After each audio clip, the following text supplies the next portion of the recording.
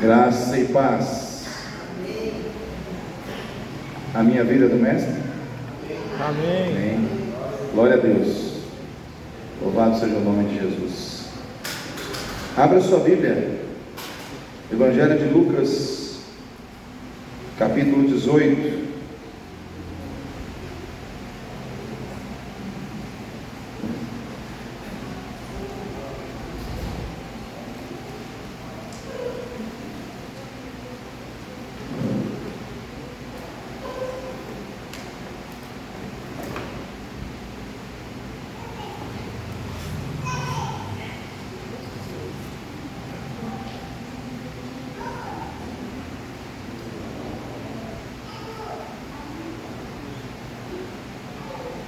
Versículo 1.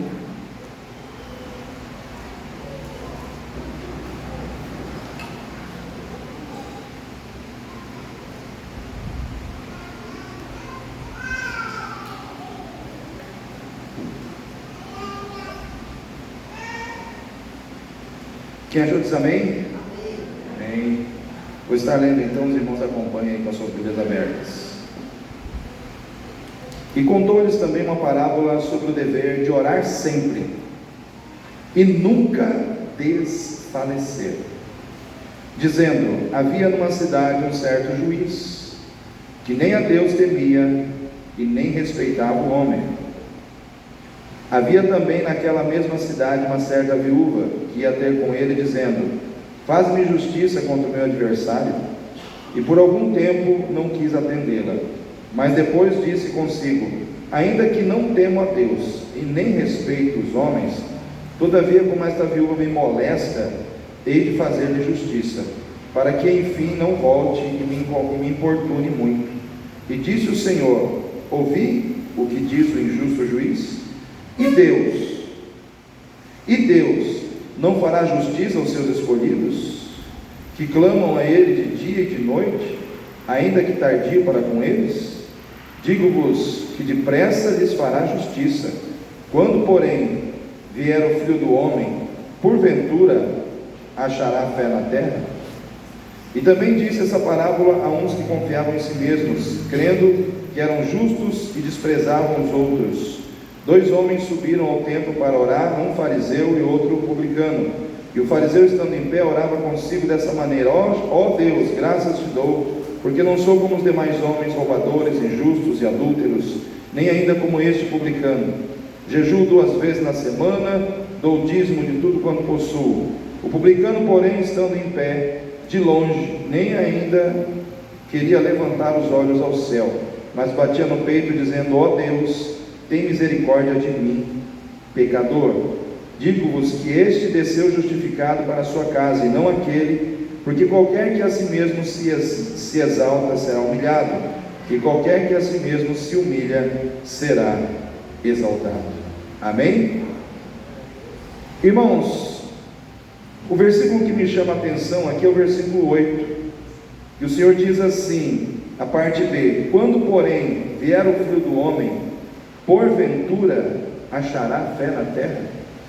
Havia uma preocupação no coração de Jesus diante do que ele via nos discípulos, diante do que ele via que havia de acontecer em tempos futuros, e ele via que a fé era algo que talvez faltaria no coração de muitas pessoas. E eu penso assim, aqui está dizendo: quando o Filho do Homem vier, quer dizer que ele vai vir, amém? A gente só não sabe quando. Não está dizendo se ele vier, talvez ele venha, está dizendo quando, quer dizer, ele vai voltar. A gente precisa ter isso em mente, irmãos. A vinda de Jesus não é uma possibilidade, é uma promessa, é uma certeza que vem de Deus. Ele voltará, para levar a sua igreja. Quando ele vier, porventura se achará fé na terra? E eu fico pensando que ser cristão, estar em Cristo e esperar por Cristo, exige de mim e de você posicionamentos espirituais. Ou seja, se nós estamos em Cristo, se nós esperamos em Cristo, nós precisamos nos posicionar em Cristo.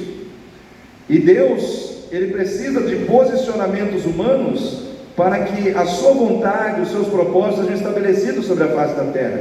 Embora Deus seja soberano, Ele precisa de seres humanos para que as coisas que Ele quer que aconteçam na terra. Se pessoas que o servem não se posicionarem, muitas vezes as coisas ficam impedidas de acontecerem, porque Deus é criador de todo o universo, Deus é criador da terra, dos céus, mas há um versículo que diz: Deus deu a terra aos homens, né? E é necessário que os homens que estão na terra hajam junto com Ele, para que Ele possa também agir. Quando Josué viu que a fidelidade do povo estava dividida, o povo estava indeciso entre servir a Deus e aos deuses das outras nações, o que Josué fez? Ele se posicionou.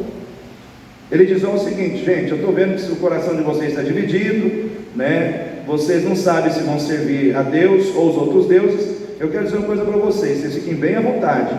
Se vocês quiserem servir aos deuses das outras nações, não vou nem me atrever a falar o nome de todas elas, porque eu vou errar, né? Mas se vocês quiserem servir aos deuses das outras nações, fiquem à vontade. Porém, eu e a minha casa serviremos ao Senhor. Eu e a minha casa vamos servir a Deus. Naquele momento, a única coisa que ele fez, ele se posicionou. E hoje nós precisamos nos posicionar, né, como cristãos. Precisamos nos posicionar como pessoas que têm compromisso com Deus. Precisamos nos posicionar, irmãos, para que a gente possa permanecer em Cristo e a gente possa ter a certeza de que quando Cristo voltar, a gente pode e vai subir com Ele. Quem quer subir com Jesus aí? Eu quero subir, eu não quero ficar aqui, né? Eu acredito, irmãos, que haverá um arrebatamento, como o pessoal fala, um arrebatamento invisível, um arrebatamento escondido, né? Eu acredito que Deus preparou isso para a igreja. Eu acredito que haverá esse arrebatamento, né? Por quê? Porque Deus vai poupar aqueles que estão servindo a Ele agora do sofrimento que virá sobre toda a terra, né? Então tudo está acontecendo. Quem viu aí os robôs do Elon Musk? Os Optimus, não sei o nome dos robôs. Irmãos, eles fazem tudo. Eles fazem de tudo, né? Eles servem, eles digitam, eles falam, eles se comunicam. Irmãos, estamos vivendo um tempo que a gente achava que era ficção, né? Quem assistiu aquele filme Eu, Robô, com Will Smith, né? A gente achava que aquilo lá era... Isso é ficção, gente, isso aí nunca vai acontecer. Irmão, já está acontecendo, né? Já está acontecendo. Pasmem, estão criando robôs para satisfazer necessidades sexuais de pessoas. Sim, estão criando com essa finalidade, né? Então o robô, ele não vai te dar estresse. O robô, ele vai fazer tudo que você pede.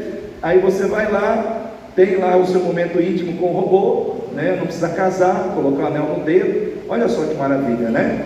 Então parece que tudo vem para que o homem, ele vá se desfazendo aos poucos de todos os valores que foram implantados nele através da sua fé em Cristo Jesus. Nós estamos vivendo um tempo em que o homem, ele nunca foi tão centrado em si mesmo do que nos dias de hoje. E isso é perigoso para nós, como cristãos, porque nós estamos vivendo nessa atmosfera. Nós, invisivelmente, nós estamos sendo, assim, de certa forma, irmãos, nós estamos sendo influenciados. Você pensa que não? Você está assim, né? Você está assim. As coisas vêm de forma sutil, as sutilezas de Satanás. Satanás, ele não entra, irmãos, assim arrombando, assim, ele é cuidadoso. Satanás, ele está aqui desde a criação do mundo. Ele já derrubou muitos reis, ele já derrubou muitos generais, ele já derrubou muita gente de fé, né? Ele já derrubou muita gente que conhecia Deus. E não pense que você é mais esperto que Satanás, né? Você consegue vencer os ardis de Satanás se você estiver debaixo da direção do Espírito Santo, porque o Espírito Santo sim te dá a capacidade para vencer os ardis, né, de Satanás. Mas Satanás, irmãos, ele está trabalhando numa velocidade muito grande, né, para tirar a fé do coração das pessoas, para roubar o que? A nossa fé. O que Jesus disse aqui? Porventura, quando o Filho do Homem voltar, se achará fé na terra? Quem perguntou isso? Jesus. Por quê? Porque Jesus já viu os robôs. Vou repetir, Jesus, lá atrás, ele já tinha visto esses robôs. Ele já tinha visto tudo que está acontecendo aqui hoje, irmão. Eu quero dizer uma coisa para você, nessa noite, crente, presta atenção no que eu vou falar para você. Não se preocupe com o seu futuro, sabe por quê? Porque Jesus já está lá. Ele já chegou lá. Ele já está no seu futuro. Ele já conhece o seu futuro. Você não, mas ele já. Ele sabe o que vai acontecer. Ele sabe de tudo que acontecerá na sua vida e na minha vida. E Ele vai nos dando a condição de permanecer em pé, se nós estivermos atentos ao que Ele nos diz através da sua palavra. Examinai as Escrituras, porque julgais ter nelas a vida eterna. Elas dão testemunho de mim, diz o Senhor Jesus. Examinai as Escrituras, buscai-me nas Escrituras, porque elas dão testemunho de mim. Então nós precisamos, irmãos, estar examinando as Escrituras constantemente, como igreja que espera a volta de Jesus, como igreja que espera em Cristo, como igreja que está em Cristo. Nós precisamos nos posicionar. Josué se posicionou diante de um povo que estava sem fé, diante de um povo que estava com a sua fidelidade dividida, porque estava sem fé. Por que a nossa fidelidade fica dividida com o mundo e com Deus? Porque a nossa fé se perde. Porque tudo é fruto da fé. A sua obediência é fruto da sua fé. A sua fidelidade é fruto da sua fé. Tudo é fruto da sua fé. Se roubar a sua fé, junto rouba a sua fidelidade, rouba a sua obediência, rouba tudo. Então, irmãos, nós precisamos entender que existe um ladrão muito hábil, ligeiro, pé de pano, que se chama Satanás, né? Ele entra sorrateiramente. Jesus diz: o ladrão vem senão a roubar, matar e destruir. Porém eu vim para que tenhais vida e vida com abundância. Então Jesus, esse texto aqui, Jesus ele trata de duas situações aqui, são duas parábolas. Ele conta a parábola da viúva e depois ele conta a parábola do fariseu e publicano. Então primeiro Jesus está se preocupando com uma postura muito mais relacionada à persistência, à perseverança, no propósito de estar diante de Deus. Porque se você ler o texto aqui, no versículo 1 do capítulo 18, diz assim: contou-lhes também uma parábola sobre o dever de orar de vez em quando, de orar sempre, sempre. Sabe o que quer dizer sempre? Sempre. Sempre quer dizer sempre, em todo o tempo. Oração sempre quer dizer que você tem que ter intimidade com Deus. Vou traduzir para você. Oração sempre quer dizer que Deus está dizendo para você estar em intimidade com Ele, buscando a presença dEle, se enchendo dEle, porque é Ele que resolve as suas causas. É colocado aqui o exemplo de um juiz iníquo, um juiz que não temia a Deus, que não tinha respeito pelos homens, mas que uma viúva estava incomodando. Ô, seu juiz, resolve minha causa aí, né? Passava um dia lá, estava a viúva de novo, seu juiz, e o juiz ficou incomodado, falou: vou ter que resolver a causa dessa mulher para que ela vá embora, vou fazer justiça na vida dela, né? E irmãos, quando eu olho para isso, eu vejo que o primeiro posicionamento que nós precisamos ter é um posicionamento de fé, rejeitando toda dúvida que o mundo muitas vezes quer colocar no nosso coração sobre o cuidado de Deus sobre as nossas vidas. Vou repetir: a gente tem que ter um posicionamento de fé, onde a gente rejeite, a gente expurgue do nosso coração toda dúvida sobre o cuidado de Deus, sobre que Ele tem para com as nossas vidas. Quem aqui duvida da fidelidade de Deus? Quem aqui duvida da soberania de Deus? Quem aqui duvida do poder de Deus? Então por que às vezes você pensa que Deus não está cuidando de você? Eu perguntei e você disse que não, né? Mas a intenção do mundo é dizer para você que Deus não está cuidando. E por que Jesus disse isso? Jesus ele faz uma pergunta, ele diz: gente, se vocês viram que esse juiz iníquo, ele atendeu a causa dessa mulher, quanto mais o Pai, que é justo, Deus não fará justiça aos seus escolhidos, que clamam a Ele dia e noite, o Senhor está dizendo, Ele não fará justiça. Por que então Ele pergunta? Porque Ele estava vendo que no coração dos seus discípulos havia dúvida, sobre Deus cuidar ou não de suas vidas. Eu quero dizer uma coisa para você, Deus sabe e conhece perfeitamente o clamor que você faz para Ele de dia ou de noite. Ele conhece o seu clamor, Ele conhece a sua necessidade, e Ele vai fazer justiça na sua vida, amém? Justiça, o que é justiça? Ele vai equilibrar a balança, Ele vai equilibrar as coisas, Ele vai tirar do seu coração, presta atenção, aquela sensação de que você está perdendo e o outro está ganhando. Só você perde e o outro ganha. Só você perde e o outro ganha. Sabe aquela sensação de que você sente que você está sempre no prejuízo e o outro está sempre sendo beneficiado? A justiça, ela vem para dizer: acabou essa situação, eu vou equalizar as coisas na sua vida, eu vou colocar justiça nessa situação, vou equilibrar a balança da sua vida. Fala para o seu irmão aí, Deus vai equilibrar a balança da sua vida.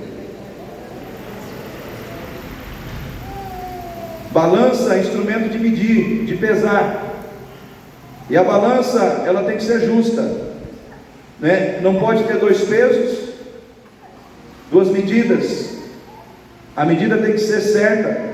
Nós vivemos num país onde a gente sente muitas vezes que está faltando justiça, sim ou não, irmãos? Quando a gente olha para a política do país, a gente não sente muitas vezes falta de justiça? Quando a gente olha para os poderes, para o poder judiciário do nosso país, a gente não sente que falta justiça, irmãos? Quem viu aí que Campo Grande foi matéria de Jornal Nacional? 5 desembargadores, 5 foram presos em Campo Grande, porque estavam vendendo sentença. E eu entrei na internet para pesquisar um pouco sobre isso. Irmão, sabe qual é o salário de um desembargador? R$ 39.717,96.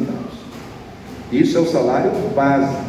Só que esse salário pode quintuplicar, porque eles têm algumas coisas adicionais, né? Alguns benefícios. Então, um desses desembargadores chegou a ganhar R$209 mil, 500 e alguma coisa, no mês. Outros ganharam 100, outros ganharam 130. Enfim, a média era mais ou menos isso. Eu pergunto para os irmãos, há necessidade de você ganhar 200 e poucos mil reais e você se envolver em coisas erradas para ganhar mais dinheiro? Alguém aqui já se imaginou ganhando 200 mil reais no mês? Ai, para mim é sonho. Meu Deus do céu. Sabe o que é isso? Ganância.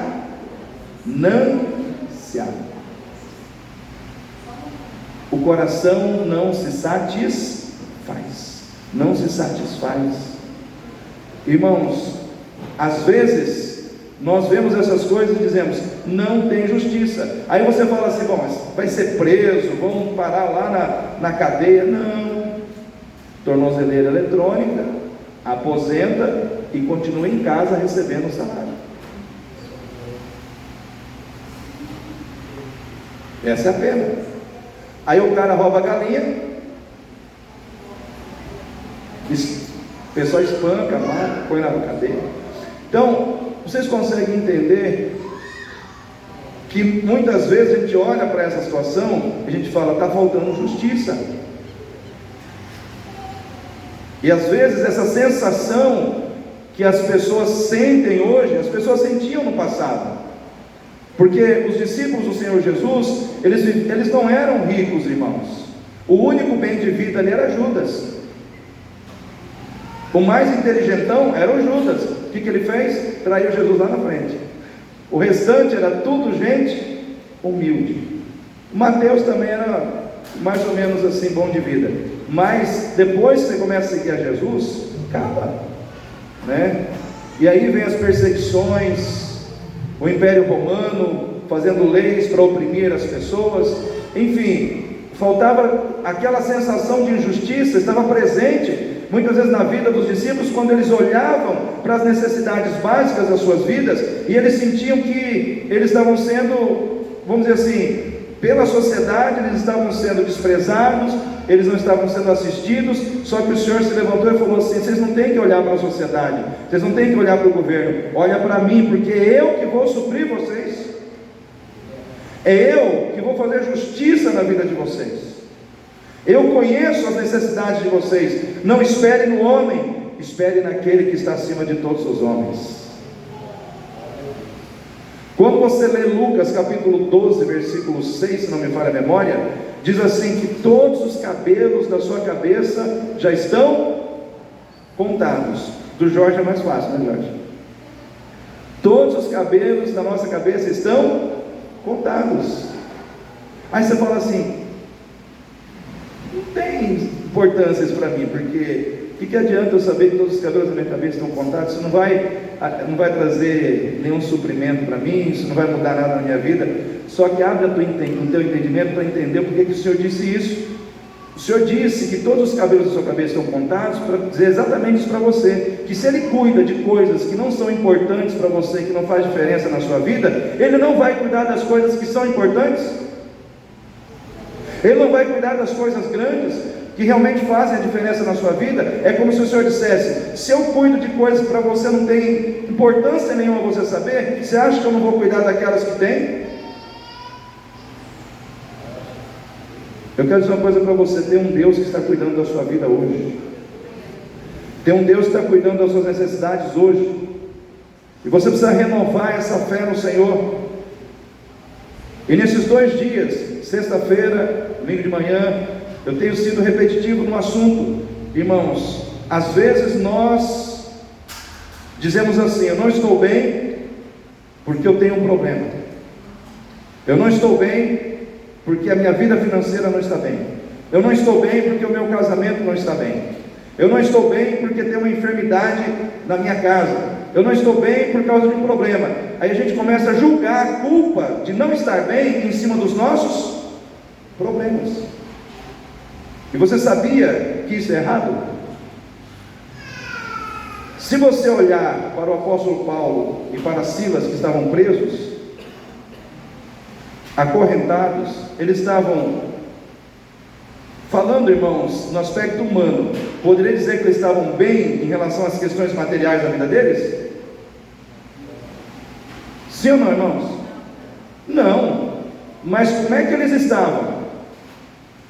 Louvando, adorando, cantando, exaltando o nome do Senhor. Sabe por quê?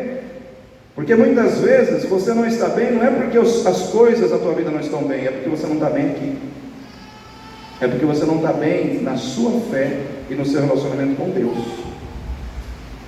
Porque se a sua vida espiritual não estiver bem, você pode ter a melhor condição te cercando, você pode ter dinheiro na conta, você pode ter o melhor salário, o melhor carro, a melhor casa, você não vai estar bem. Agora, se a sua vida espiritual estiver bem, se a sua fé estiver pujante, se você estiver firme no Senhor, você pode estar passando necessidade, pode estar enfrentando luta na vida financeira, enfrentando doença em casa, você vai estar bem, porque Deus te fará bem, porque Deus te dará a condição de estar bem. Porque o que nos fortalece não são as circunstâncias da nossa vida, o que nos fortalece é o Deus em quem nós confiamos a nossa vida. O que nos fortalece é a fé no Senhor. Por isso, irmãos, Paulo e Silas cantavam. Por isso, irmãos, os discípulos de Atos dos Apóstolos, quando eram perseguidos, eles davam glórias ao Senhor por serem achados dignos de padecer afronta por causa do nome de Jesus. Eles diziam assim: as coisas não estão bem por fora, mas aqui dentro está maravilhoso. Eu sinto a glória, a presença de um Deus presente comigo nas minhas lutas. A nossa fé precisa estar bem para que a gente possa estar bem. A gente precisa se posicionar em fé. Para ter uma fé que muda a gente por dentro, irmãos, a gente tem que estar se alimentando da palavra, a gente tem que estar na presença de Deus, a gente tem que estar orando sempre, orando sempre, buscando sempre, não de vez em quando, é sempre, sem começar a colocar no seu, irmãos, na sua rotina de vida, orar sempre, ler a palavra sempre, estar na igreja sempre tiver culto, né? Não é todo dia, né? Mas sempre tiver culto, sempre tiver oportunidade de estar, mudo de vez em quando, troco de vez em quando para o sempre você vai mudando, as coisas vão acontecendo, porque a gente tem é muito do crente, é muito comum na vida do crente, o crente exaltar os feitos da fé externos, andar sobre as águas, curar enfermos, leprosos. Não, irmãos, isso é maravilhoso, mas existe uma obra que a fé faz dentro de nós, que é estruturar a gente de dentro para fora, é fundamentar a gente, é alicerçar a gente de dentro para fora, para que a gente possa estar bem quando as coisas à nossa volta não estão bem. A gente estar bem quando muitas vezes à nossa volta as coisas não estão bem. Elas podem não estar bem, mas eu estou bem, e eu creio que através da minha fé as coisas que não estão bem vão ficar bem. Amém? O que disse Abacuque? Abacuque estava vivendo uma época de crise, irmãos. A colheita, os campos foram devastados, as vacas foram arrebatadas, não havia ovelhas nos currais. O que ele disse? Ainda que a figueira não floresça, ainda que o fruto da oliveira minta, né? Ainda que as vacas sejam arrebatadas, não haja ovelhas nos currais, eu todavia me alegrarei e exultarei no Deus da minha salvação. Quem é Cristo na sua vida? O Deus da sua salvação. Então se alegre nele nessa noite, se alegre no Senhor da sua salvação, porque dele vai vir provisão, dele vai vir renovo, dele vai vir providência, dele vai vir resposta sobre a tua vida. Ele fará justiça, ele vai equalizar as coisas. Nós precisamos nos apoiar no Senhor, precisamos nos apoiar na sua palavra e na sua fidelidade em cumprir a sua palavra em nossas vidas. Então às vezes a gente não está bem, não é porque o problema é grande, mas porque a nossa fé está pequena. Pergunta para o seu irmão, qual é o tamanho da sua fé, irmão? Às vezes a nossa fé está pequena. Nenhum problema é grande, né, Thaisa? Quando a gente sabe o tamanho da grandeza do nosso Deus. Quem é grande é Deus. É isso que você tem que dizer para os seus problemas, irmão. Quando alguém chegar para você e falar, puxa, esse problema seu é grande. Não, ele é grande, mas ele é pequenininho diante do meu Deus. E eu quero profetizar que ele já vai ser resolvido em nome de Jesus. Começa a ter uma postura otimista. Começa a ter uma postura de vitória. Não aceite ser derrotado. Não aceite viver como alguém que está derrotado, quando você tem um Deus que é vitorioso. A minha filha está assim, mas ela vai andar em nome de Jesus. Está passando por esse momento, mas vai andar em nome de Jesus. Começa a profetizar. Minha casa está passando problema financeiro, tá, mas eu sou dizimista, sou fiel, coloco ali e estou esperando, Deus vai agir na minha casa. As janelas do céu se abrirão. Por quê? Porque eu não vivo pelo que eu vejo, eu vivo pelo que eu creio. Eu não vivo do que eu estou vendo, eu vivo do que eu estou crendo. Então essa postura precisa estar dentro do nosso coração. Irmãos, é a fé que faz com que a gente não perca a capacidade de adorar e de amar e de servir a Deus quando as perdas chegam. Quantos lembram de Jó? Diz a palavra de Deus que Jó perdeu muitas coisas. No capítulo 1 ainda ali, depois que ele perdeu tudo que ele tinha financeiramente falando, ele vieram dizer para ele, olha Jó, tudo que você tinha, Foi levado. Ele se ajoelhou, levantou as mãos para os céus e disse: nu vim a este mundo, nu sairei deste mundo. O Senhor deu, o Senhor tirou, louvado seja o nome do Senhor. Irmãos, a perda veio. Perdeu coisas materiais importantes, mas não perdeu a fé. Então quero dizer para você uma coisa, querida: perca muitas coisas, mas não perca a sua fé. Jesus vai voltar, a igreja está sendo preparada, os sinais estão acontecendo, o ambiente está sendo preparado, né? Está tudo sendo preparado para que, vamos dizer assim, tudo que foi profetizado se cumpra na íntegra. E até lá, o Senhor está dizendo: se achará fé na terra? A pergunta é: se achará fé no coração dos crentes da Igreja Batista de Itatiaia? Vai achar fé no seu coração aí, irmão? Então levanta a mão aí. Então alimenta essa fé. Alimenta essa fé. Fé tem que ser alimentada, né? Fé tem que ser alimentada. Posicione-se em fé. Segundo, posicione-se em amor a Deus. Qual que é o primeiro mandamento, irmãos? Amarás o Senhor teu Deus acima de todas as coisas. Depois ao teu próximo como a ti mesmo. Mas primeiro é Deus. Irmãos, Deus não é um ser carente que precisa ser amado para Ele se realizar. Não, Deus não tem isso, não tem essa carência. Deus, Ele quer que a gente o ame primeiro, porque Ele sabe que aquele que ocupa o primeiro lugar na nossa vida é que vai governar a nossa vida. Só por isso. Então, se nós o amarmos primeiro, Ele vai governar. E se Ele governar, está tudo tranquilo.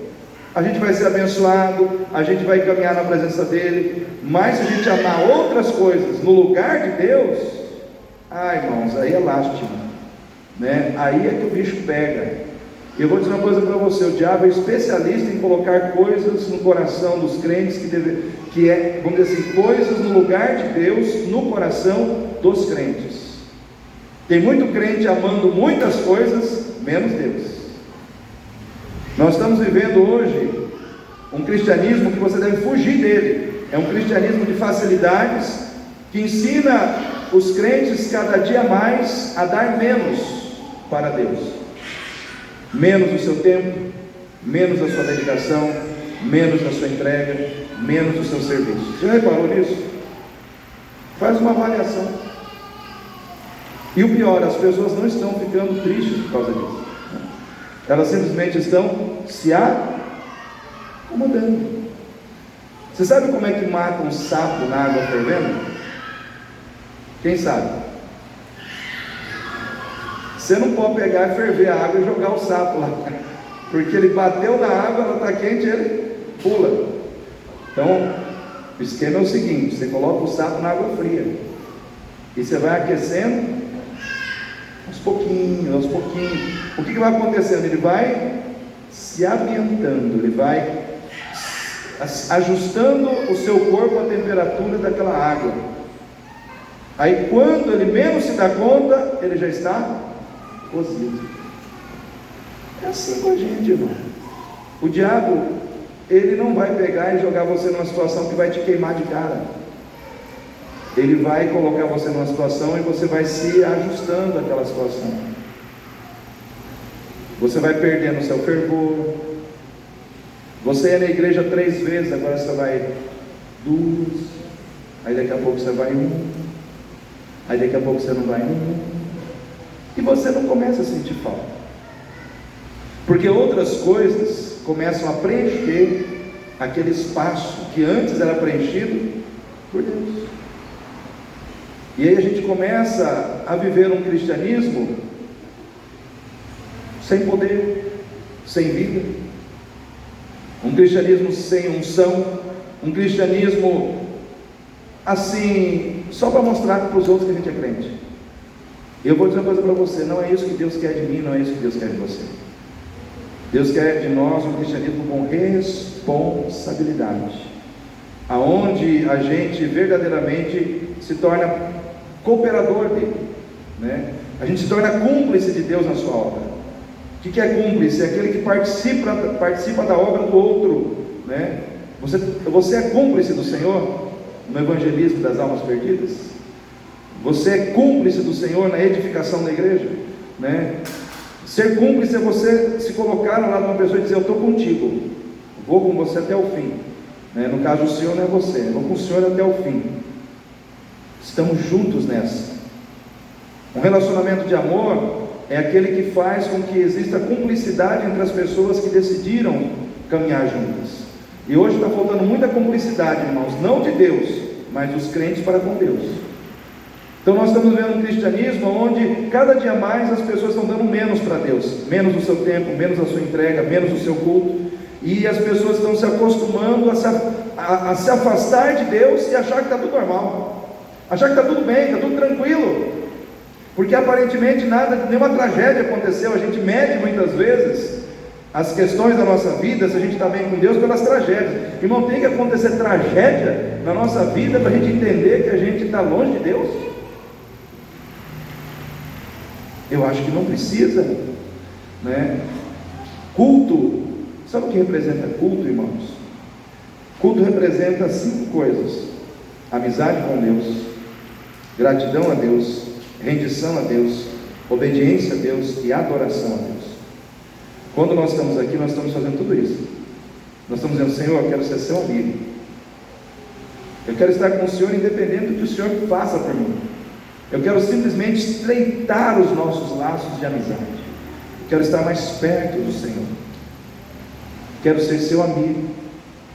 Senhor, eu quero te agradecer. Quem tem motivos para agradecer a Deus aqui? Então, quando você louva, quando você entrega a Deus seu culto congregacional, você louva, você está agradecendo sua salvação, os cuidados de Deus na sua vida, né? Você está agradecendo a Deus os muitos benefícios que Ele tem feito em seu favor. Quando nós adoramos a Deus, nós estamos nos rendendo. Irmãos, nós somos pessoas de coração duro. Não pense que você é bonzinho, não pense que você é a melhor pessoa do mundo. Não é. Nenhum de nós é. Nós somos pessoas que muito facilmente ficamos de queixo duro, de coração duro.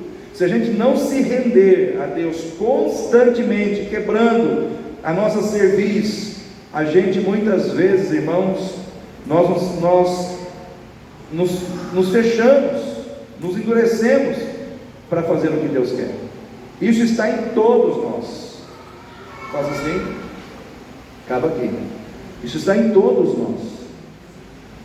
E a gente precisa se render. Então, por exemplo, quando o louvor está sendo ministrado ali, eu entro no louvor ali, irmãos, e deixo a letra da música me quebrantar, né? Me quebrantar, porque existe uma frase, eu acredito muito nessa frase, não está na Bíblia, tá? Onde está isso, pastor? Qual o versículo? Não, você não vai achar. É uma frase que diz assim, que a unção, o louvor liberta e a unção quebra o jugo. O louvor liberta, a unção quebra o jugo. Então, quando Saul estava possuído por um espírito maligno, o que Davi fazia? Ele só tocava. Ele nem cantava. Ele só tocava a harpa. O som da harpa libertava Saul daquele espírito. Você consegue entender o que o louvor tocado por mãos santas consegue produzir no reino espiritual? Então, quando você está aqui e pessoas com vida de santidade estão aqui, aquilo que está sendo produzido aqui toca aqui. Amém? Começa a promover libertação, começa a promover mudança. Por quê? Porque o louvor liberta, a unção quebra o jugo. Então essas questões, elas são reais na nossa vida. Isso acontece no ambiente de culto. Quando você pega às vezes uma música que está sendo às vezes você ouve uma música, né? Quem já ouviu uma música assim, sei lá, por onde você ouve música? YouTube. Mas às vezes é uma música, ela vem com tanta unção e bate, e você sente. Quem já arrepiou assim Eu inúmeras vezes, irmãos. Eu já cheguei até a chorar no carro, dependendo do momento assim. Por quê? Ali é um culto, né? É um culto. Você se fecha, adora o Senhor. Mas esse momento aqui é um momento de unidade, um momento que nós fazemos isso juntos. E Deus quer que a gente faça isso juntos. Que essa experiência não seja de uma pessoa, mas seja de todos nós unidos, juntos em Cristo Jesus. Isso é importante. Então o amor, a gente precisa se posicionar em amor diante de Deus, para que a gente não comece a servir a Deus por conveniência. O que é servir a Deus por conveniência? É você começar a ajustar as coisas que você pode fazer para Deus, de acordo com as coisas que você quer fazer para você. Aí primeiro você pensa em tudo que você quer fazer para você, se sobrar um tempo você dá para Deus. Esquece, irmão. Se você está fazendo isso, você está totalmente errado. Deus não merece sobras. A regra não mudou. Para servir a Deus por amor tem que ter sacrifício. É fácil dizer: Deus, eu te amo. Deus quer ver isso através dos sacrifícios e das renúncias que você está fazendo para demonstrar. Às vezes acordar cedo, vir para uma escola bíblica dominical, né? Ir para um trabalho de evangelismo, sair para entregar um leite, visitar alguém no hospital, estar na igreja, né? Enfim, quais são os sacrifícios que você tem feito para mostrar a Deus que existe amor por Ele? Nós estamos falando de amor por Deus. Então qual é a igreja que Deus vai arrebatar? Aquela que o ama, aquela que está ligada com Ele em amor. Por isso que a Bíblia diz: não ameis o mundo, nem aquilo que no mundo há, porque aquele que ama o mundo, o amor do Pai não está nele. A concupiscência dos olhos, a concupiscência da carne, a soberba da vida, isso não vem do Pai, vem do mundo. Soberba é orgulho, orgulho das coisas materiais. Aquela pessoa que fala: eu tenho isso aqui, eu tenho aquilo ali e tal, e ela vive em torno daquilo ali, sabe? Soberba da vida material, orgulho da vida material. Eu tenho essa situação, eu tenho. Aí você fica admirando aquilo, e porque você fica admirando aquilo, você esquece de dar a Deus a admiração que é dele. Você está admirando coisas ao invés de admirar o Criador que te salvou, que te resgatou, né? Então nós precisamos nos posicionar, irmãos. Lucas 21:34, abra sua Bíblia aí.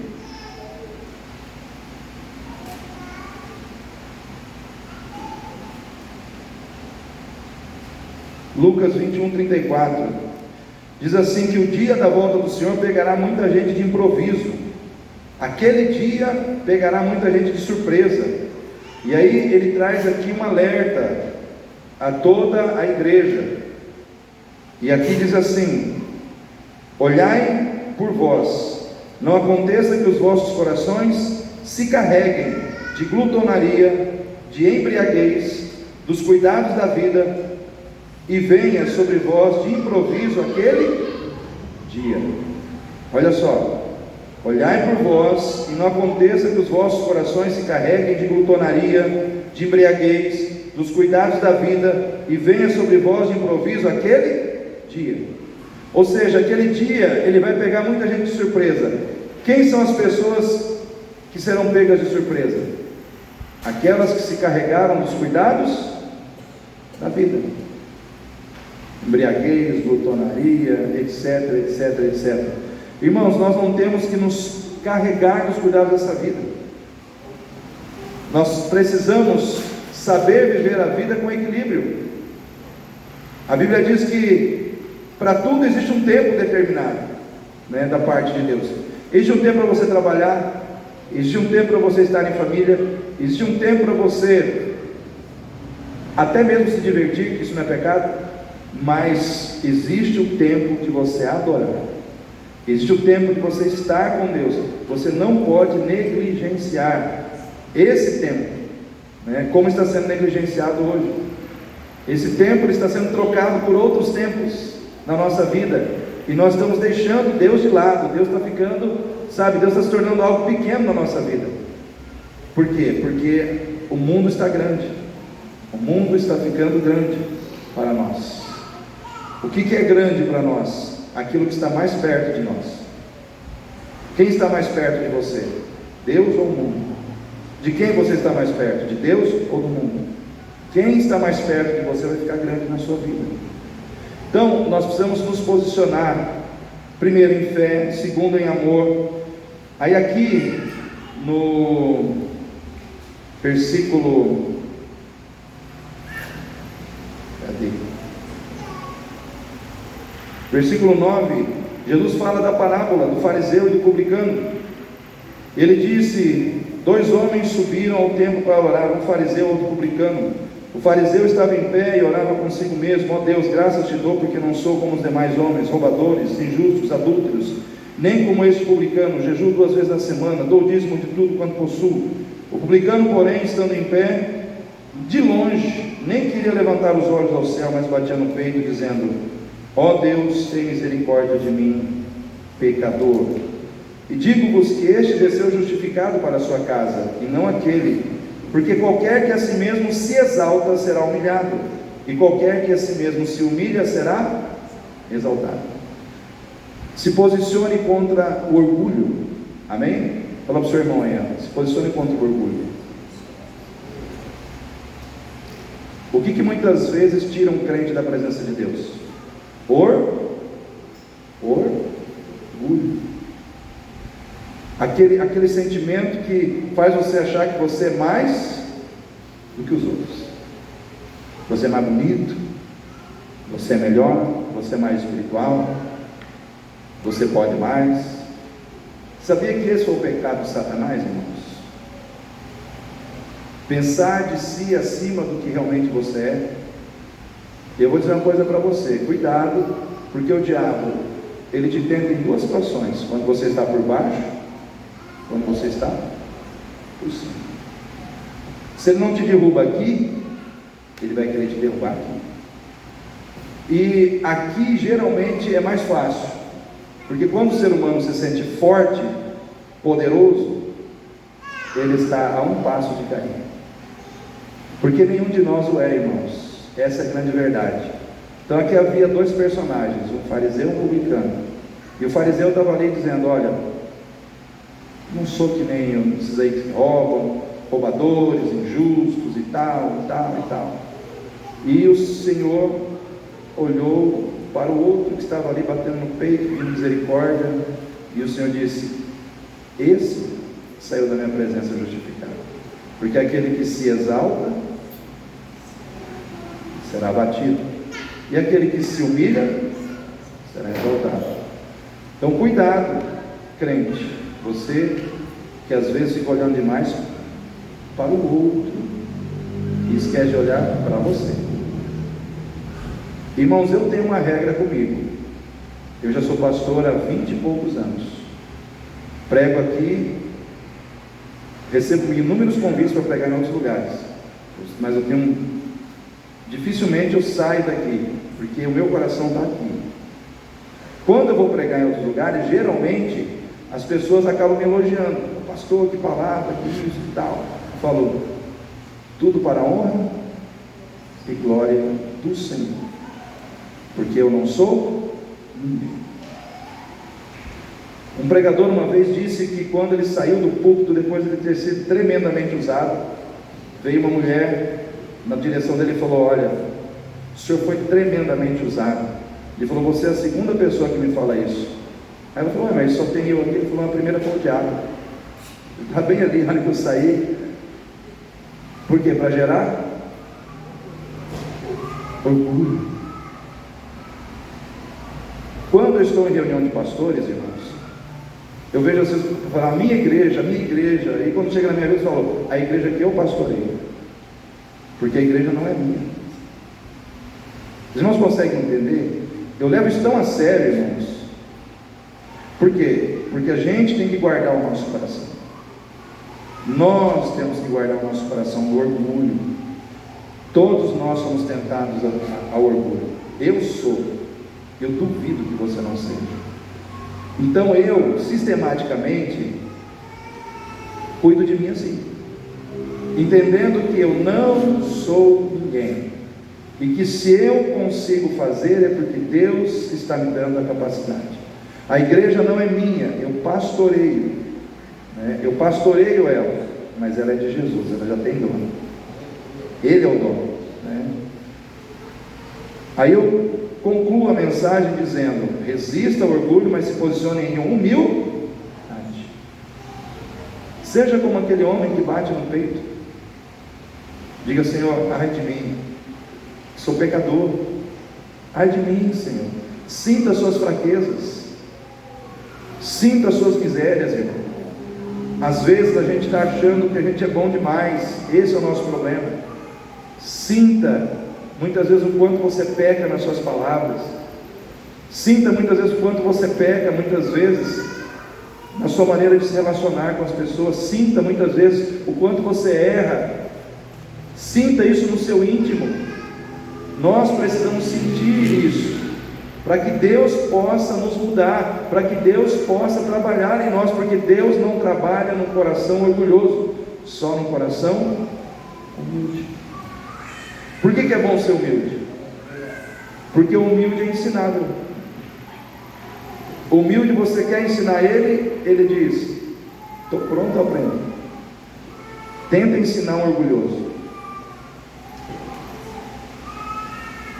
ele não aprende, não quer. Ele se fecha, né? Ou ela se fecha, né? Não quer aprender. Moisés foi humilde quando ele ouviu o seu sogro no deserto, Jetro, sendo o homem que estava conduzindo 2 milhões de pessoas no deserto. Ele poderia dizer: ô Jetro, cara, eu sou Moisés, eu falo com Deus tete a tete, você vai querer me aconselhar? Foi isso que Moisés fez, irmão. Mesmo ele tendo toda aquela glória, mesmo ele tendo aquela situação de, sabe, de contemplar a face do Senhor, ele falou: fala que eu vou aprender contigo. E ele ouviu o que Jetro tinha a dizer, e ele aprendeu com Jetro, e criou ali um sistema de liderança que tirou das costas dele um grande peso, e ele compartilhou com outras pessoas. Mas ele precisou ser humilde. Quem é humilde aprende. Quem é humilde cresce. Quem é humilde desenvolve novas estratégias, porque está aberto a entender novas estratégias. Quem é humilde recebe o socorro de Deus, porque reconhece muitas vezes que não sabe o que fazer. Quem aqui já teve uma situação que não sabia o que fazer? Irmãos, o rei Josafá, ele estava diante de 3 exércitos: Amon, Seir, Moabe, e veio uma multidão de gente contra ele. E ele falou: Senhor, contra essa multidão nós não temos força, Senhor, e nós não sabemos o que fazer, porém os nossos olhos estão postos em Ti. O que aconteceu? Deus falou: diante de uma humildade dessa, eu vou resolver para você. Nessa peleja você não vai lutar. Eu quero dizer para você, querido, quando você é humilde, Deus luta as suas pelejas, Deus luta as suas causas, Deus te defende, Deus entra em cena na tua vida, Deus te dá vitória sem você precisar lutar. Por quê? Por humildade. Jesus, irmãos, Jesus, ele chega no Getsemane, capítulo 26 e 36 de Mateus. Ele chega ali e diz: a minha alma está triste até a morte, ficai aqui e velai comigo. Ele demonstra para os seus discípulos que ele estava triste. Ele demonstra para os seus discípulos que ele estava fragilizado com a situação. Tem líder, eu já ouvi líder falar isso. Eu já vi, eu não vou falar quem é para não ficar ruim, mas eu ouvi líder dizer assim: você não pode demonstrar fraqueza para os seus liderados. O líder tem sempre que ser forte. Quem falou isso, irmão? Quase que eu falei: rapaz, você está viajando na maionese, né? Você tem que ser quem você é. Você tem que demonstrar como você está. Se você está triste, eu estou triste. Se você está abatido, eu estou abatido. Você tem que ser sincero, você tem que ser verdadeiro, porque é assim que as pessoas vão confiar em você. Sim ou não, irmãos? Jesus não teve medo de demonstrar que, mesmo sendo Jesus, ele estava sentindo o peso da cruz. Ele foi humilde para reconhecer suas fraquezas e para orar para que Deus lhe fortalecesse. Então eu quero dizer para você, crente que quer ir para a glória, se posicione cada dia diante do Senhor em humildade. Seja humilde para reconhecer fraquezas, para reconhecer que você precisa de ajuda, para reconhecer que você errou. Às vezes a gente precisa reconhecer que errou ou que erra, né? A gente precisa reconhecer para que Deus possa nos encher dele, da presença dele. Amém? Quem está recebendo essa palavra? Em último lugar, se posicione servindo a Deus. Deus te fez para servir. Você não está aqui só para curtir a vida. Você está aqui para servir aquele que te salvou. E quando você serve, entenda uma coisa que eu vou dizer. Por exemplo, os meninos estão no louvor, quem está trabalhando com crianças, quem está envolvido em ministério, enfim, quem está servindo, não só está trazendo benefícios para a igreja de Cristo, não só está trazendo benefícios para pessoas que estão sendo servidas com aquilo que você faz, você está sendo servido, porque quem serve não percebe, mas está se mantendo mais firme na presença de Deus. O servir é uma estratégia de Deus para te manter salvo, porque quanto mais você serve, mais você se preocupa em se consagrar, mais você se preocupa em se preparar, mais você se preocupa em vamos dizer assim, se afastar, renunciar coisas lá fora, para poder servir a Deus com aquilo que você assumiu, e isso vai te aproximando mais de quem? De Deus. Então o crente que não serve, infelizmente, ele está na direção inversa, não está se consagrando, não está se preparando, porque não tem uma motivação a mais para trabalhar o espiritual